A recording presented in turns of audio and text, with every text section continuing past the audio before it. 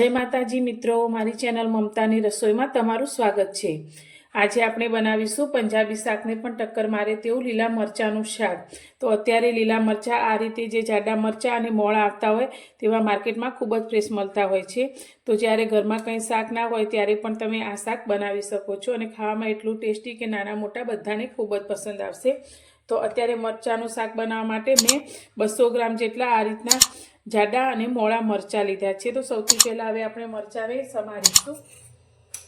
तो उपरथी आपणे आ रीते डींटियाना भागने कापी लईशुं अने अंदर जे बीजनो भाग होय तेने आपणे दूर करी लईशुं।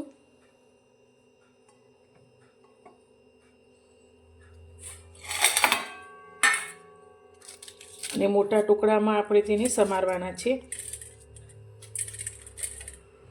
तो आ रीते वच्चेथी भाग करी अने तेना आपणे टुकड़ा करी लईशुं।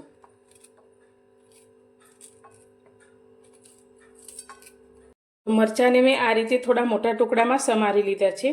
तो हवे मरचाने थोड़ी वार माटे आपणे साइड में राखीशुं अने अत्यारे एक बाउल लई लईशुं। तो अत्यारे आपणे एक मसाला पेस्ट तैयार करीशुं जेथी शाकनो टेस्ट खूब ज सरस आवशे। तो अत्यारे नानी अर्धी चमची आपणे हळदर लईशुं। मरचा अत्यारे आपणे मोळा लीधा छे तो एक चमची आपणे लाल मरचुं पाउडर लईशुं। एक चमची आपणे धाणा जीरुं लईशुं। अर्धी चमची आपणे गरम मसालो लईशुं। हवे मसाला में एड करवा माटे मैं अत्यारे थोड़ुंक घट होय तेवुं दही लीधुं छे, जे आ रीते अर्धी वाटकी जेटलुं जेने मैं थोड़ुं वलोवी लीधुं छे ते अंदर लईशुं। तो आनाथी आपणुं जे शाक बनशे एकदम क्रीमी बनशे। तमे दहीनी जग्याए छाशनो उपयोग पण करी शको छो। ए बधुं सारी रीते मिक्स करी लईशुं।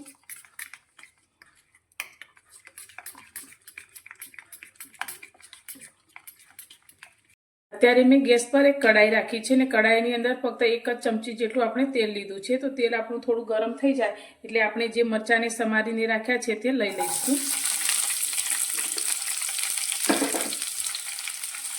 अने अत्यारे मरचाना भागनुं आपणे मीठुं एड करीशुं।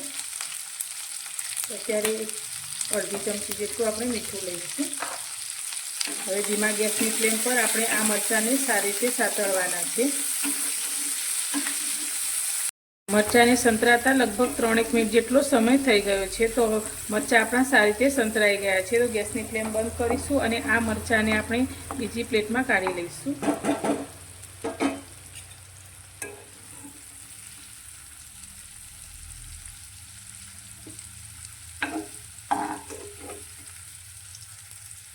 फरी आज कढ़ाईनी अंदर आपणे 2 मोटी चमची जेटलुं तेल रेड़ीशुं अने तेलने थोड़ुं गरम थवा दईशुं। तेल आपणुं गरम थई गयुं छे। तो तेनी अंदर अत्यारे एक नानी चमची जेटलुं आपणे जीरुं एड करीशुं अने साथे आपणे थोड़ी हींग एड करी दईशुं अने जीराने आपणे सारी रीते सातरीशुं। तो जीरुं आपणुं सारी रीते संतराई गयुं छे। तो अत्यारे मैं एक डूंगळीने आ रीते झीणी समारी लीधी छे ते अंदर लई लईशुं अने डूंगળી थोड़ी आછી गुलाबी थाय त्यां सुधी तेने सातरीशुं।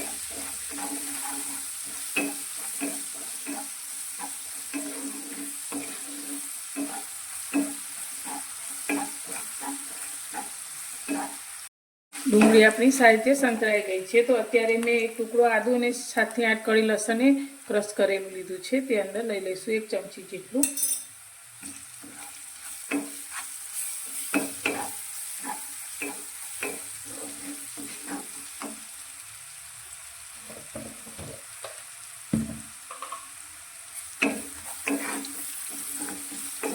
लसणने पण આપણે થોડું સાતળી લઈશું।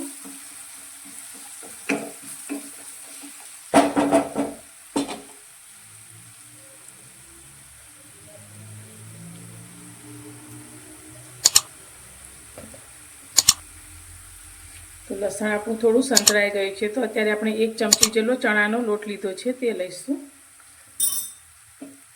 આનાથી શાકની ગ્રેવી આપણી ઘટ થશે અને ટેસ્ટ પણ ખૂબ જ સરસ આવશે।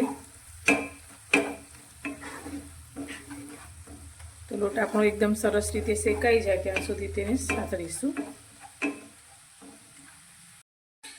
ચણાનો લોટ પણ એકદમ સરસ રીતે શેકાઈ ગયો છે ને તેનો કલર પણ પહેલાં કરતાં બદલાઈ ગયો છે. તો હવે આપણે એક ટામેટાને આ રીતે ઝીણું કટ કરી લીધું છે તે અંદર લઈ લઈશું. અને ટામેટું આપણું ઝડપથી સોફ્ટ થઈ જાય એટલે ટામેટાના ભાગનું આપણે થોડું મીઠું એડ કરીશું.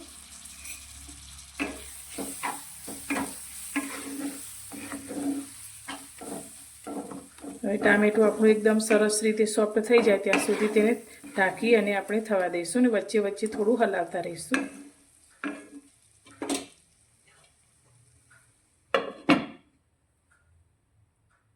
લગભગ 3 મિનિટ જેટલો સમય થયો છે તો આપણા ટામેટા પણ એકદમ સરસ રીતે સોફ્ટ થઈ ગયા છે. વચ્ચે વચ્ચે આ રીતે 2 થી 3 વાર આપણે હલાવેલા તો એકદમ સરસ એવા ટામેટા સોફ્ટ થઈ ગયા છે.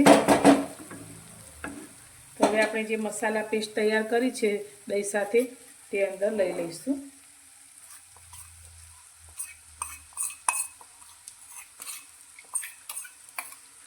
બાઉલની અંદર થોડું પાણી રેડી અને બધું જ સારી રીતે મિક્સ કરી લઈશું.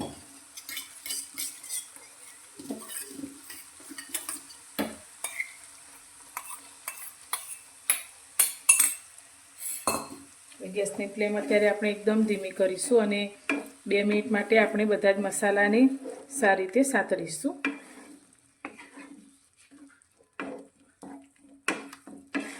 તો અત્યારે આપણે દહીંનો ઉપયોગ કર્યો છે એટલે દહીં ફાટી ના જાય એટલે ગેસની ફ્લેમ આપણે એકદમ સ્લો જ રાખવાની છે.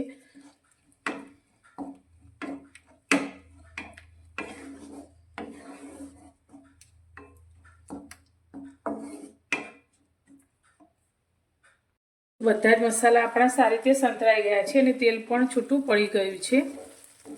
તો હવે શાકની વધુ ફ્લેવર માટે આપણે તેમાં 1 ચમચી જેટલી કસૂરી મેથી લઈશું.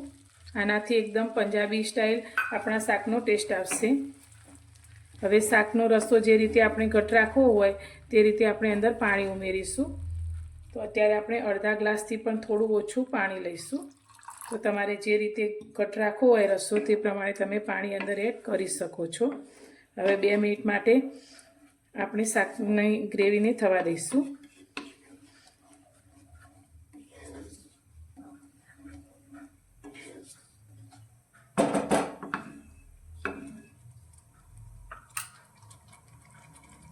તો શાકની ગ્રેવી આપણી સારી રીતે ચડી ગઈ છે. તો હવે આપણે જે મરચાંને સાંતળીને રાખ્યા છે તે મરચાં આપણે અંદર લઈ લઈશું કઢાઈમાં અને તેને ગ્રેવી સાથે સારી રીતે મિક્સ કરી લઈશું. હવે મિક્સ કરી અને ફરી આપણે 2 થી 3 મિનિટ માટે શાકને આ રીતે ખુલ્લું જ થવા દઈશું જેથી મરચાંમાં ગ્રેવીનો બધો ટેસ્ટ પડી જાય અને એકદમ સરસ એવું ટેસ્ટી આપણું શાક તૈયાર થાય.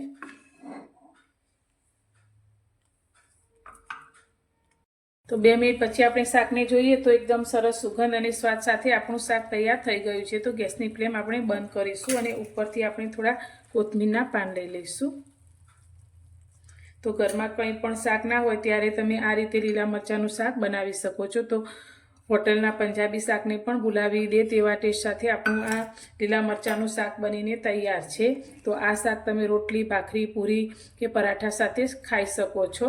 તો તમને આજની આ મારા લીલા મરચાંના શાક બનાવવાની રેસીપી કેવી લાગી તે મને કોમેન્ટમાં જરૂરથી જણાવજો. અને પસંદ આવી હોય તો વિડીયોને લાઇક કરજો, શેર કરજો અને મારી ચેનલ પર નવા છો તો ચેનલને સબસ્ક્રાઈબ કરજો. તો ફરી મળીશું એક નવી જ રેસીપી સાથે નવા વિડીયોમાં.